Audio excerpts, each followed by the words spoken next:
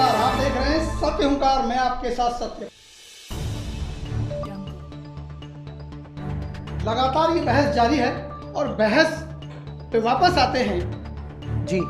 ललित अरोड़ा जी, ये जो बिजनेस है ना आपका जी, नेटवर्क मार्केटिंग, डायरेक्ट सेलिंग, जी, ये लोगों को सिर्फ और सिर्फ जी, बेवकूफ बनाने का काम है, क्योंकि परसेंटेज लेवल है ही नहीं। हजारों लोग, लाखों लोग इसमें रोज ज्वाइन होते हैं, लेकिन कामयाबी के नाम पर एक आदमी नजर नहीं आता। जी। और कोई सवाल सर? प्रतिशत नहीं है आपके यहाँ, सक्सेस का कोई प्रतिशत नहीं है जी। 0.12% का रेशियो है जो सफल होते हैं, और वो भी वो सफल होते हैं जो थोड़ा बोलना जानते हैं आपकी तरह। आपके जैसे लोग जो अपनी बात को प्रमुखता से रख सकते हैं वही कामयाब होते हैं। सर बोलना जानते नहीं हैं, बोलना सीख जाते हैं। हमारी इंडस्ट्री आपको पब्लिक स्पीकिंग सिखाती है, हमारी इंडस्ट्री आपको पर्सनालिटी डेवलपमेंट सिखाती है, सोच को बड़ा करना सिखाती है। जब मैं इस इंडस्ट्री में आया था, मैं सर आप जैसे लोगों के सामने तो बैठ भी नहीं सकता था, मतलब बैठना क्या, कमरे के बाहर भी नहीं खड़ा हो सकता था मैं। ये तो इस इंडस्ट्री की बदौलत है। पहले आप क्या थे? सर मैं इस इंडस्ट्री में आने से पहले टेलर था, कपड़े सिलता था। हाँ जी, मैंने कटिंग टेलरिंग का डिप्लोमा किया था 1991 में, 1991 में। उसके बाद मैंने ट्रक भी चलाया, मैं ट्रक ड्राइवर भी था। उसके बाद मैंने फैशन डिजाइनिंग भी किया, मैंने इंटीरियर डिजाइनिंग भी किया, मैंने मॉडलिंग भी करी। ये सब कुछ जो बदला है, ये डायरेक्ट सेलिंग से बदला। उससे पहले आने से बदलता रहा मैं। 1997 में मैं डायरेक्ट सेलिंग में आया और उसके बाद से फिर कुछ बदलने की जरूरत ही नहीं पड़ी, क्योंकि परमात्मा ने वो सब कुछ दे दिया जो मुझे चाहिए था। आज आप जो भी कुछ हैं जी, वो किसकी वजह है? डायरेक्ट सेलिंग में सिर्फ और सिर्फ डायरेक्ट सेलिंग। सर मैं बार बार क्यों कह रहा हूं, यहां से काटोगे तो डायरेक्ट सेलिंग गिरेगी। सर डायरेक्ट सेलिंग की वजह से आज यहां बैठा हूं, डायरेक्ट सेलिंग की वजह से मेरा घर बार, मेरी गाड़ियां, जो कुछ है उसकी वजह से है। इसीलिए तो हमारा खून जलता है कि डायरेक्ट सेलिंग पर जब कोई सवाल उठाता है, सवाल उठाइए, आपका अधिकार है। जो कंपनियां गलत कर रही हैं, हम भी उनके अगेंस्ट खड़े होंगे। प्रतिशत तो है ही नहीं ना, कोई एक आपके जैसा, कोई एक पूरे इंडिया में आपके जैसा कोई एक कामयाब हो गया। लेकिन ज्वाइनिंग कितनी होती है? हर महीने लाखों लोग इसमें ज्वाइन होते हैं, सफलता तो मिलती नहीं। अच्छा, सफलता सफल हो गए। आपकी नजर में सफलता की परिभाषा क्या है?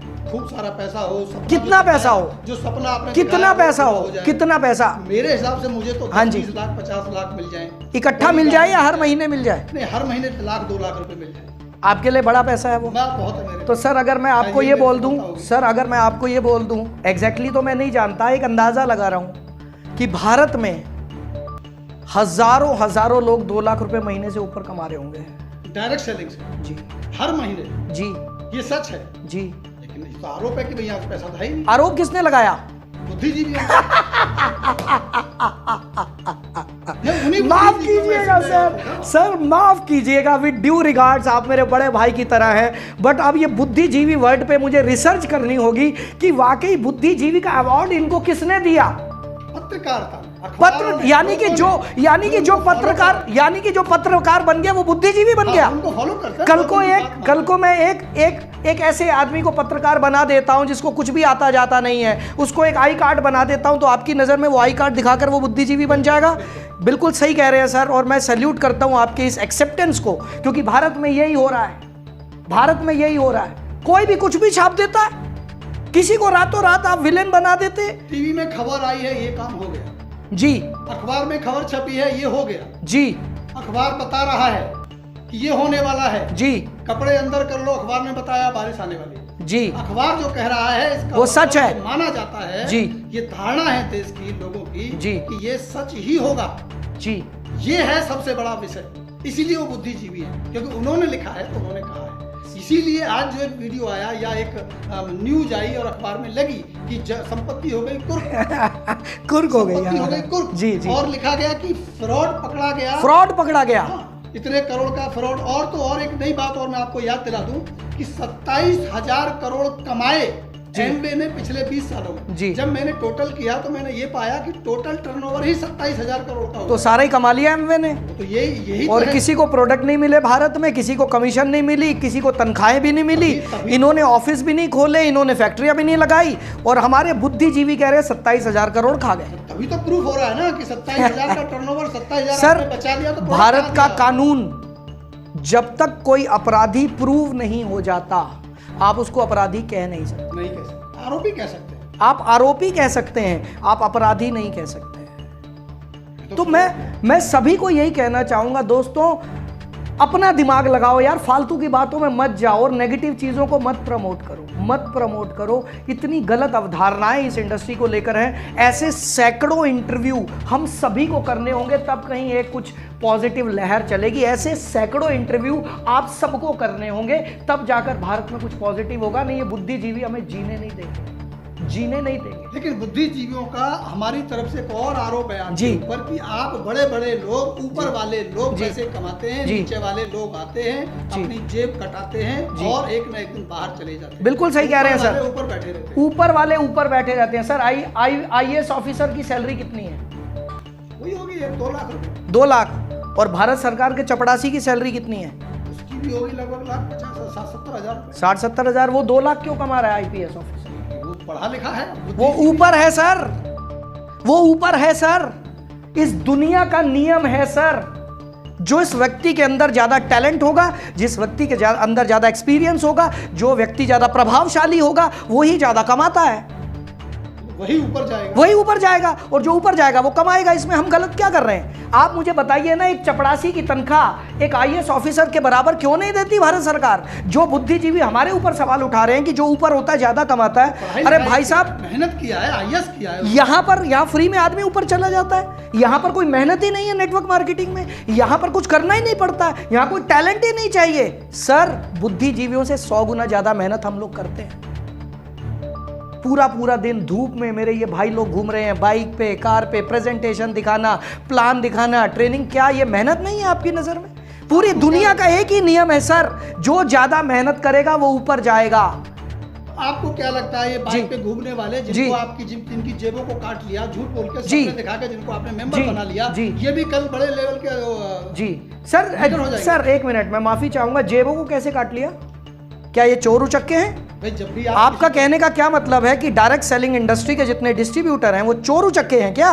वो किसी की जेब काट रहे हैं क्या? सर, मैं माफी चाहूंगा, यही शब्दों का इस्तेमाल हो रहा है सर। ऐसा एक व्यक्ति मेरे सामने आकर बोले, अभी मीडिया की रिपोर्ट अगर आप देखेंगे या वो YouTube चैनल अगर आप दोबारा से देखेंगे, सर मुझे ऐसा चैनल देखना ही नहीं है। और मैं सारी नेटवर्क मार्केटिंग कंपनीज और डिस्ट्रीब्यूटर्स को रिक्वेस्ट करूंगा, सब एक हो जाओ और ऐसे रिपोर्टर्स की ऐसी की तैसी कर दो जो हमारे डिस्ट्रीब्यूटर को बोलते हैं कि जेब काटते हैं।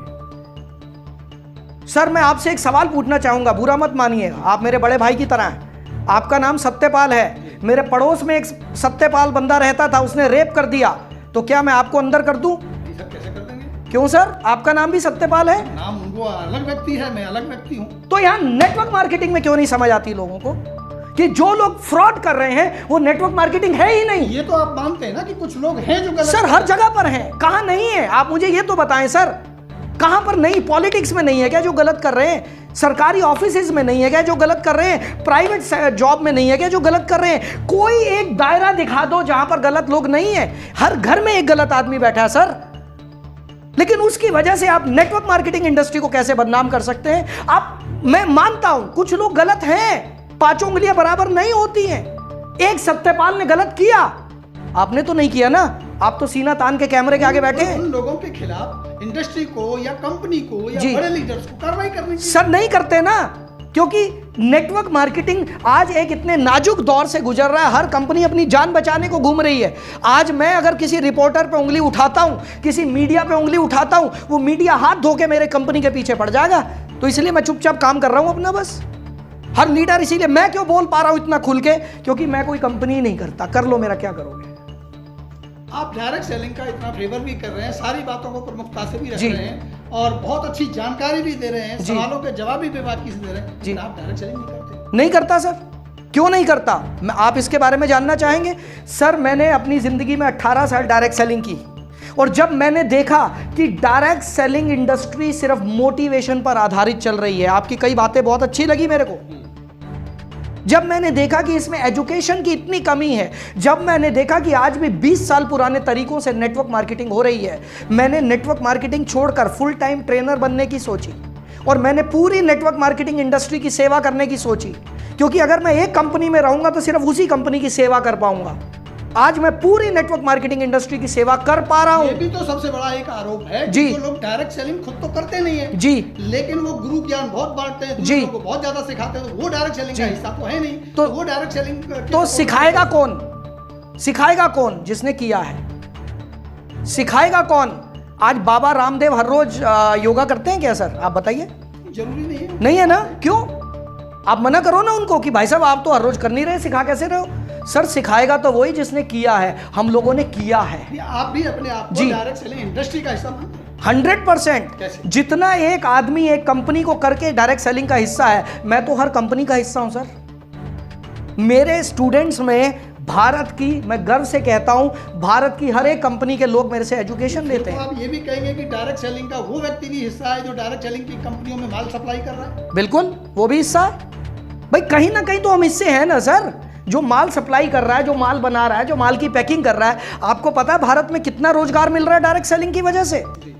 सर करोड़ों। मैं तो इन बुद्धिजीवियों को चैलेंज करना चाहता हूं जो आंखें बंद करके हमारी इंडस्ट्री के बारे में कुछ भी लिख देते हैं ना।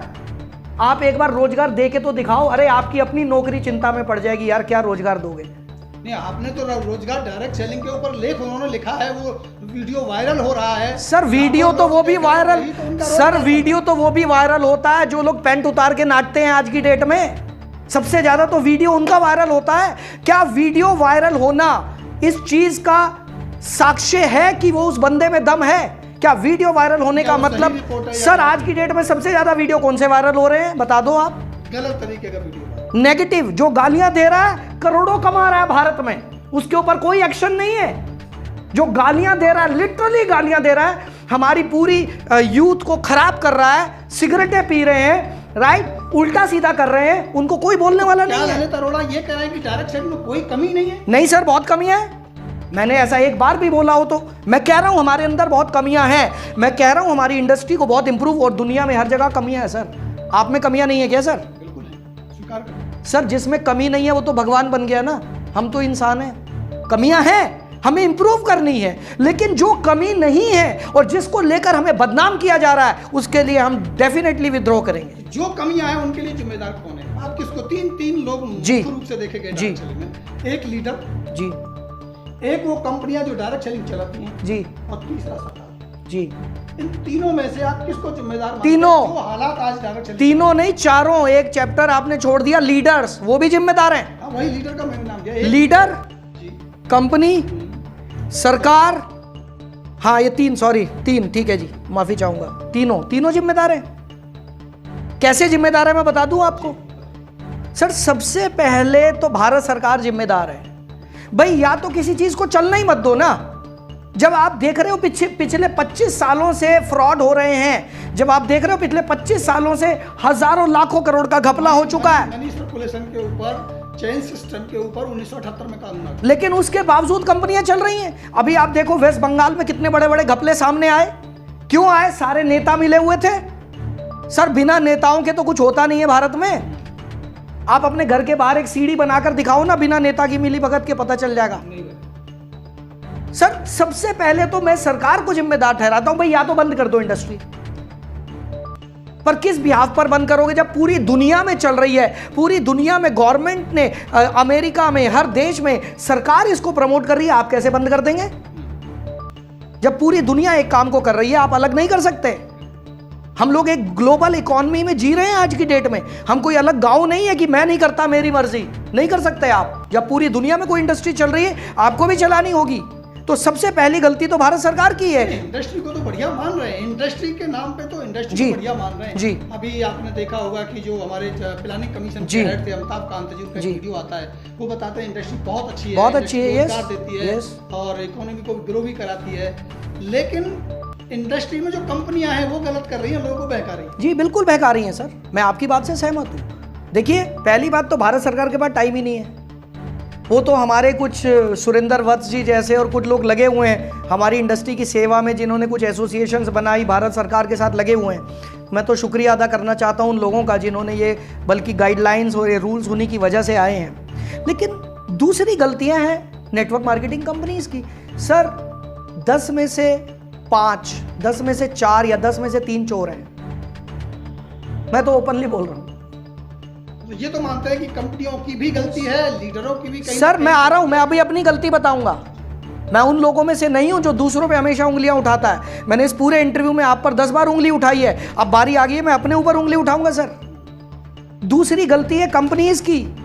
सर कंपनीज झूठ बोलती हैं, बहुत सारी झूठे चेक मार्केट में दिखा दिखाकर सेल निकाल रहे हैं। लीडर्स को खरीदा जा रहा है, सब्जी मंडी बन गई है। कंपटीशन की वजह से ये सारा हो रहा है, डर्टी पॉलिटिक्स।